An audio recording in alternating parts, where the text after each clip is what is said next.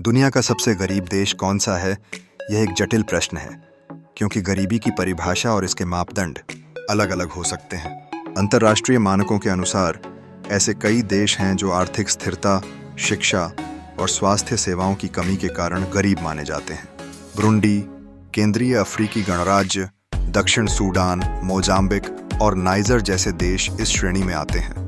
Burundi, जो पूर्वी Africa में स्थित है, की आबादी लगभग 2 करोड़ है और इसकी अर्थव्यवस्था मुख्य रूप से कृषि पर निर्भर करती है। हालांकि यहाँ की उच्च गरीबी दर नागरिकों को अनेक कठिनाइयों का सामना करने के लिए मजबूर करती है। शिक्षा और स्वास्थ्य सेवाओं की कमी के चलते बुरुंडियन नागरिक अपनी आय के लिए संघर्ष करते हैं, जिससे उनका जीवन स्तर लगातार गिरता जाता है। केंद्रीय अफ्रीकी गणराज्य एक और गरीब देश है, जिसकी अर्थव्यवस्था कृषि और खनिज संसाधनों पर आधारित है।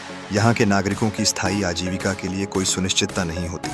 इसके अलावा दक्षिण सूडान की स्थिति भी कुछ बेहतर नहीं है, जहाँ तेल और गैस आर्थिक मुख्यधारा के रूप में काम करते हैं, लेकिन फिर भी गरीबी की ऊंची दरें आम हैं। मोजाम्बिक का आर्थिक विकास भी कृषि पर निर्भर है, लेकिन यह देश प्राकृतिक आपदाओं से भी प्रभावित रहता है।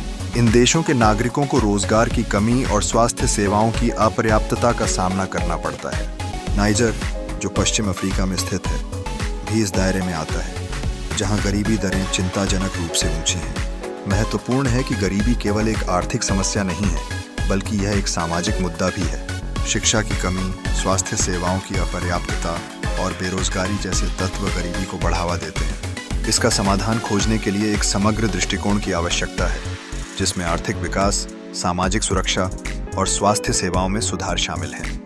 विकास के लिए स्थायी आर्थिक नीतियों और सामाजिक परिवर्तन की आवश्यकता है, जो एक बेहतर भविष्य की नींव रख सकते हैं। इसके लिए अंतर्राष्ट्रीय समुदाय, सरकारें और मानवीय संगठन मिलकर काम कर सकते हैं, ताकि गरीब देशों को आवश्यक सहायता और संसाधन प्रदान किए जा सकें। गरीब देशों के नागरिकों के जीवन को बेहतर बनाने के लिए प्रयासों की सख्त आवश्यकता है, जिससे वे एक स्थायी, स्वस्थ और शिक्षित समाज की दिशा में बढ़ सकें।